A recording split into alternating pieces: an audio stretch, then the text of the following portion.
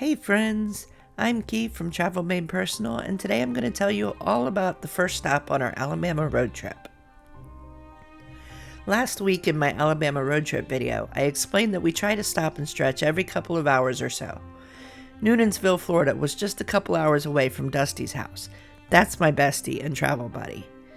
So we stopped to visit this small ghost town as the first opportunity to get out and stretch. Newnansville, Florida has an interesting history, though it is now largely considered a ghost town. Once an important settlement, it played a crucial role in the early development of Alachua County.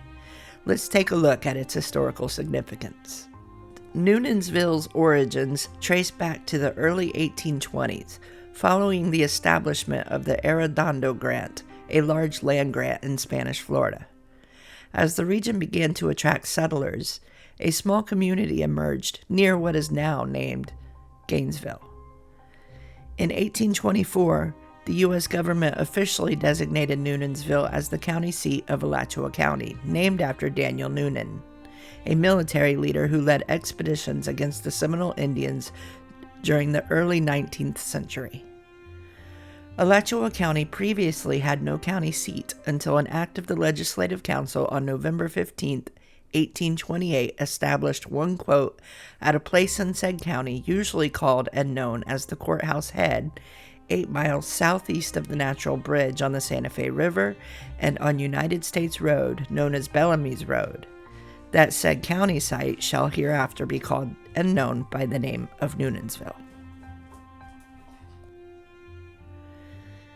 That was the earliest official record of the town's name. On contemporary maps, it can be identified as Dell's Courthouse, Dell's Post Office, Alachua Courthouse, and Dell's. As far as religion is concerned, there was a Methodist circuit rider traveling on horseback through the wilderness who conducted religious services sometimes. Also, Isaac Boring held service at Dell's meeting house in 1828, even though Dell and his wife were the only folks present for it. In that era, preachers' lives were quite lonely and often dangerous. Throughout the history of the Methodist circuit riders, Newnansville is frequently listed as a place where they preached, and they eventually constructed a church in the community, which was located on the brow of the hill east of the cemetery. Newnansville had a total population of 413 in 1830, 164 of those being listed as Negros. There were 51 families holding slaves, 8 of those families holding more than 9 slaves. Henry Bailey was the largest slaveholder in the area with 28 slaves.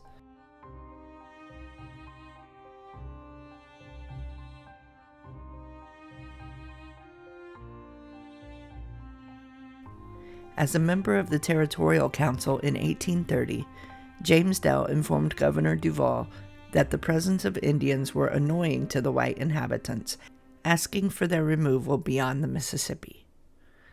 The newly created Columbia County included Newnansville in 1832 through 1835. At that time, it was the largest settlement in the area, and changing the county boundary did little to change that.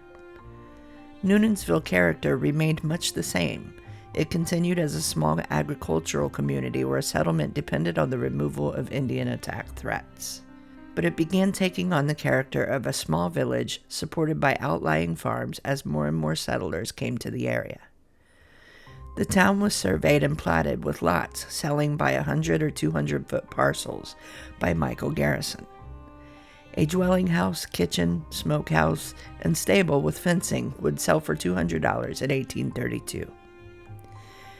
The post office was referred to as Dell's until May 1, 1837, when it appeared on official records with Sylvain Ellis as postmaster of Newnansville.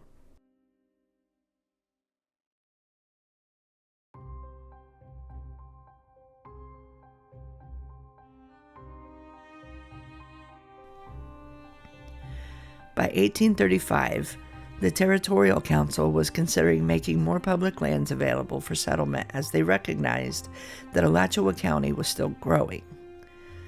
But transportation was an issue because products raised in that area couldn't withstand any great extent of land travel, without significantly diminishing the quality of the goods, thus resulting in lower profits. Bellamy Road passed through Newnansville, connecting to St. Augustine and Tallahassee, but it was in bad shape, especially between Newnansville and the St. Johns River. So there were plans to repair Bellamy Road from Bayard on the St. Johns River to Newnansville, and $7,000 had been appropriated to make the repairs, but Indian hostilities reportedly put a stop to that work, and by December of 1835, the Second Seminole War had begun. Due to the war, the Alachua County mail carrier reported that every dwelling had been, quote, abandoned by the inhabitants on the roads leading from Black Creek to Newnansville, and to my canopy, also from Newnansville to Alligator, and from Picolata to Platka to my canopy. This alarmed the residents of Newnansville, who had settled there for refuge. So the women and children built entrenchments to defend their homes. The courthouse was converted into a fort, and the jail into a blockhouse. On December 12, 1835, Florida Militia Lieutenant Colonel William J. Mills reported to the commander of the post at Jacksonville that the force at Newnansville comprised the 4th Regiment, Companies A, B, C, and H, and the 6th Regiment, a total of 259 field and staff men. They built pickets and stockades throughout the countryside, drawing rations for their work from the government. Many others joined the militia around this time. Newnansville was strategically located near the northern frontier of Florida, making it a key site during the Second Seminole War from 1835 through 1842. During this conflict, the town served as a haven for settlers and a military post. Fort Gilliland was established nearby to protect the community from attacks by the Seminoles. The town's population grew as refugees from other parts of Florida fled to Newnansville for safety, drastically changing the character of the town. Prior to the war, Newnansville had a single block house and one tavern. But by 1837, there were 2 hotels, Fort Gilliland, many shops, and dwellings so numerous that an army captain struggled to find his way through the labyrinth of streets and lanes which were laid out without any uniform pattern. The fields outside of the fortified area were largely abandoned for fear of Indian raids. Families were forced to live in tiny sheds and corners of rooms, but Newnansville residents took in boarders as well as other family and friends. Somewhere around 300 people, including children, lived in tents around the fort as there was much hardship, especially for the women and children. There were 43 of the 118 men stationed at Fort Gilliland affected by chills and fever in the summer of 1836, while women and children were plagued with the measles. Settlers had already started abandoning the countryside for safer places to live. So the governor, Richard Keith Call, was writing to Washington in April 1836 requesting the women and children be moved out to a safer place to care for them so that the men would be more willing to serve, while local planter Francis R. Sanchez recommended more federal troops. Newnansville became the county seat of Alachua County again after an act of the Legislative Council on February 25, 1839, and was legally incorporated the same day. While still plagued by Indian hostilities, Congress petitioned for a land office in Newnansville, which would be a more convenient location than St. Augustine. A land office was finally established in Newnansville in 1842, which was around the same time that settlers began taking advantage of the Armed Occupation Act. Permits for 160 acres about 10 miles south of Newnansville were authorized on August 25, 1842, and settlers started arriving in large numbers.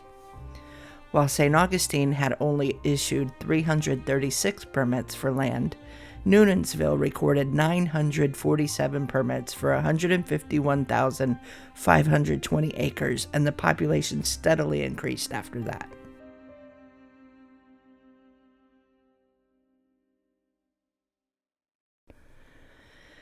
Throughout the mid-19th century, Newnansville flourished with lots of real estate dealings. The town's economy was based on agriculture, with cotton and other crops being the primary sources of income. It became a bustling community with stores, hotels, and schools. Town lots sold from anywhere between $20 and $100. One lot with buildings and furniture, including a billiard table, sold for $250. George F. Olmsted's property was inventoried on January 10, 1842, with furniture, a house, outbuildings, and nearly 40 acres, all worth $250. The Goodrich House had 6 rooms and likely used as a hotel, sold for $2,000.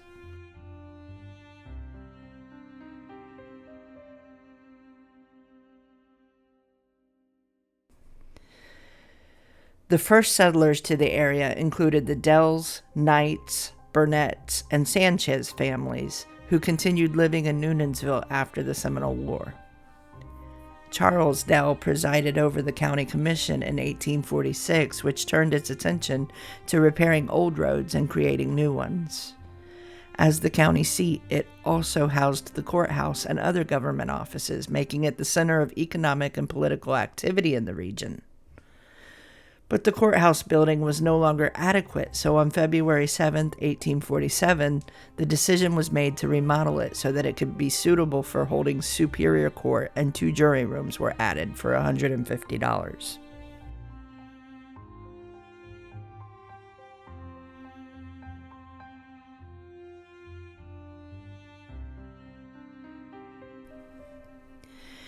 A new jail was built in 1848 by B.M. Dell for $400.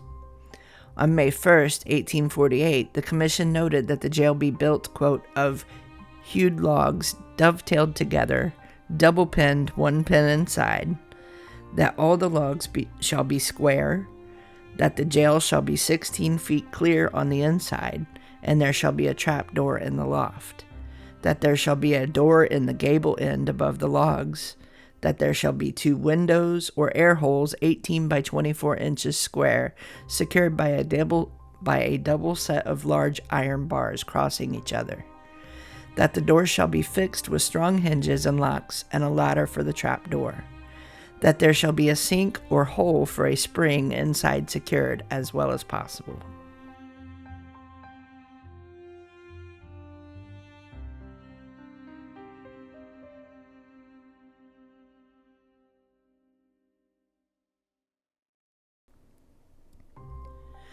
On February 4, 1850, a contract was awarded to Samuel W. Burnett to build a new courthouse within 9 months. The plans used were similar to the courthouse in Columbia County, and the old courthouse was removed by Samuel Russell once the new one was completed. Alachua County's population began increasing all over in the early 1850s. Settlers from Georgia and the Carolinas were coming down because of the farmland available for growing cotton, corn, and vegetable crops.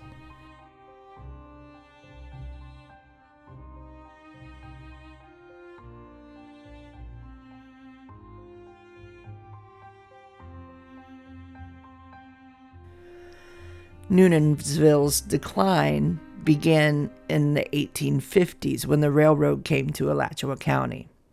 Instead of passing through Newnansville, the railroad was built through nearby Gainesville, which led to a significant shift in trade and population. As Gainesville grew in prominence, it replaced Newnansville as the county seat in 1854. The loss of political and economic influence caused many residents to relocate, and the town's population dwindled. The county seat moved after a bill was approved by the legislature on December 28, 1852. The site for the new courthouse in Gainesville was secured on September 5, 1854, and then on July 6, 1857, the county commission ordered that the old courthouse be sold at public auction. For several years, it was used as a Masonic temple.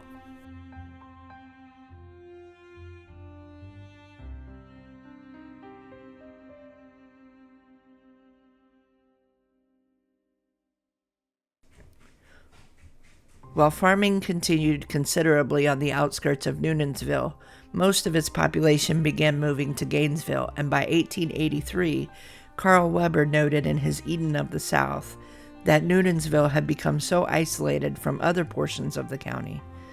But not everyone deserted Newnansville. Many of the Dells continued living there on their family farm. There were also other large farms, namely the farms of John K. Stevens, Edward Hodges, and R. L. Cathcart.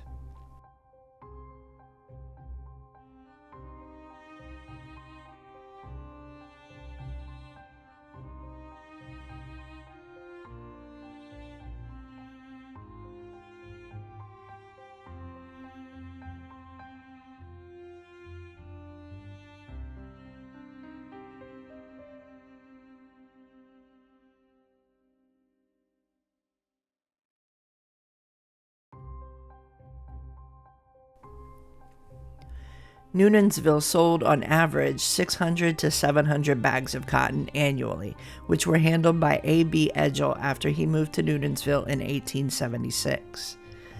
There had been a cotton gin in Newnansville, but it was no longer in operation by this point, so the cotton was typically shipped to nearby Gainesville or Lake City for processing.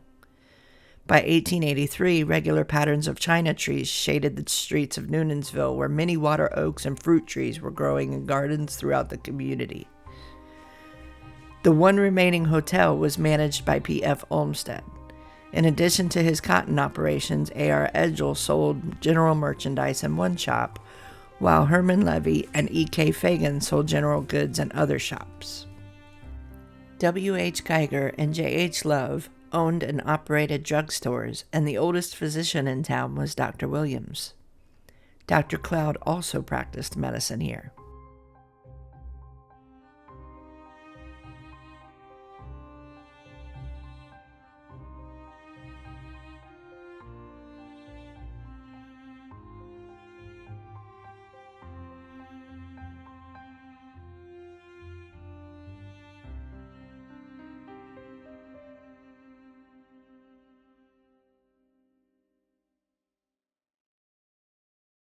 Even in 1883, folks were predicting Newnansville was going to come alive again because word got out that the Live Oak, Tampa, and Charlotte Harbor Railroad was going to connect with the Florida Southern Railroad from Gainesville to Newnansville. But the railroad ended up passing about a mile south of Newnansville, which caused even more population to shift toward the rail terminal.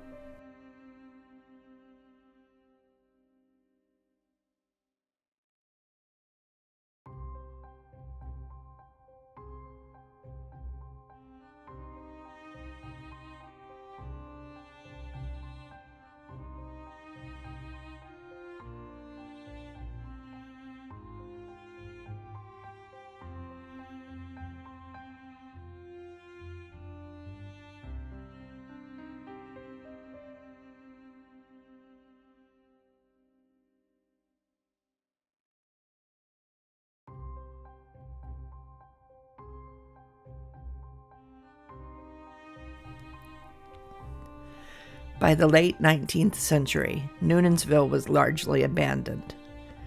The post office closed on April 30th, 1887 to be reestablished at Alachua, and the town of Newnansville gradually faded from the map.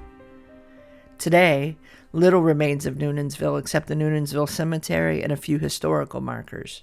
Where the Methodist church once stood is now only the remains of a cemetery. The buildings are all gone, and Bellamy Road is no longer passable through Newnansville.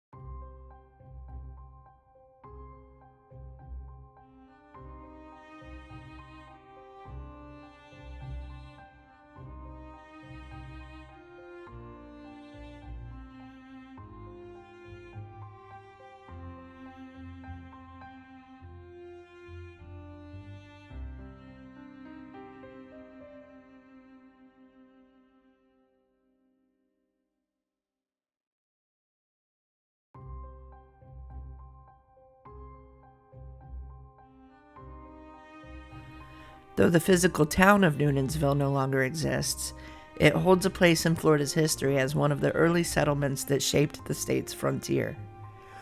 The Newnansville town site was added to the National Register of Historic Places in 1974, preserving the memory of this once thriving community.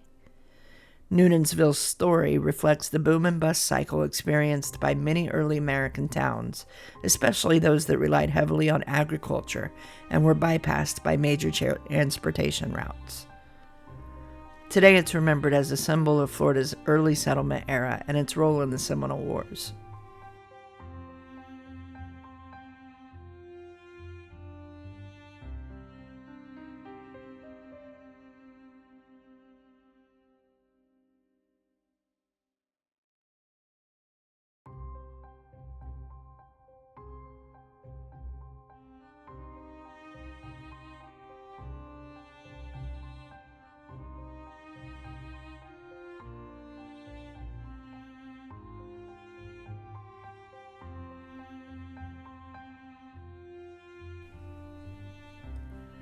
Dusty and I spent quite a bit of time at this site, maybe an hour or so just walking around and reflecting on what we were seeing. We stopped on the way in to read a sign about lynching and white mobs in the post-Civil War era when slavery ended but racism was still a huge issue. It told of some of Newnansville's pioneers and how they started the first public school in the region. Next, we drove to the back of the cemetery where there was a real small section with maybe a dozen or so graves that seemed to be cut off from the rest of the cemetery. I think these may have been the remains of the cemetery where the Methodist church once stood. The way the burial grounds are laid out here is that the Newnansville Cemetery used for whites is the well-maintained front of the cemetery, and then there's a farm-type fence that separates it from the historic African-American cemetery, where the grounds aren't as well-maintained and the stones are more personalized and full of character. Finally, there was this third section that was off to the side in the very back of the cemetery. It really didn't even feel like it was part of the cemetery, which is where I think the remains of the old church's cemetery are, though I'm not sure on that. I'm not sure why this little section is so segregated from the rest, but I would love to know. If you have theories about this, leave them in the comments below.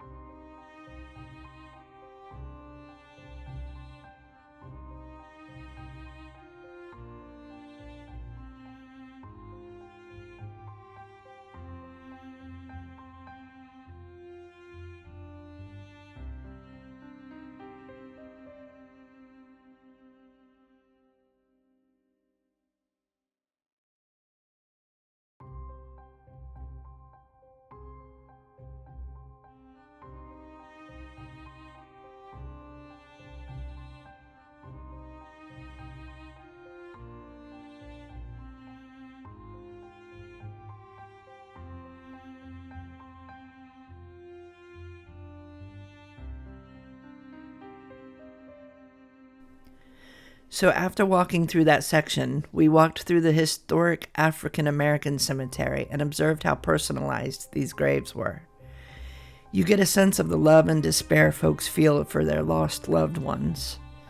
As I walked along the edge of this side, kind of surveying the damages from the hurricane, I noticed an old road running alongside it. So I ventured through the trees and walked along the road, looking around to get a sense of what the town of Newnansville once looked like.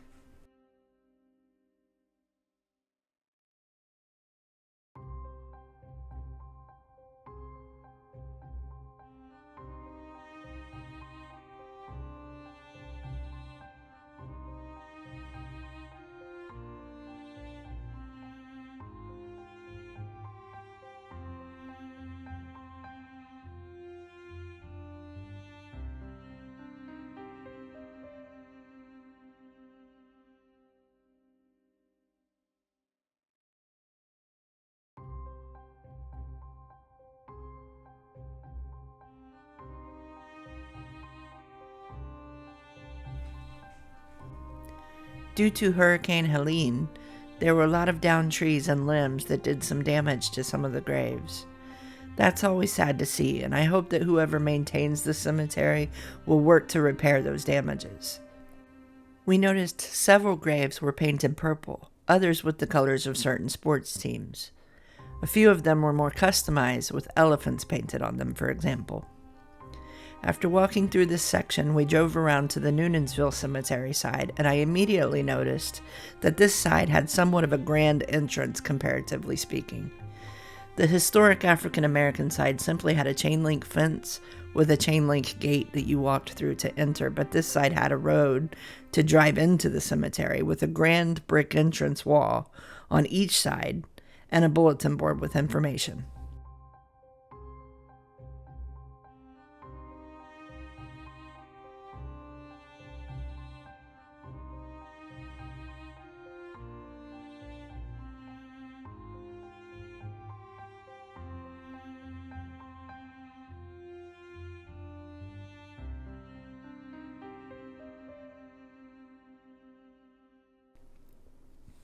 The gravestones on this side were more pristine and barely personalized at all. The grounds were much better maintained, and you could drive through the marked roads of the cemetery, named after the families buried there. There was a stone memorial marking the site where the Methodist church once stood. There was also a letterbox hidden on this side of the cemetery. If you are interested in letterboxing, we found this one through the Atlas Quest website.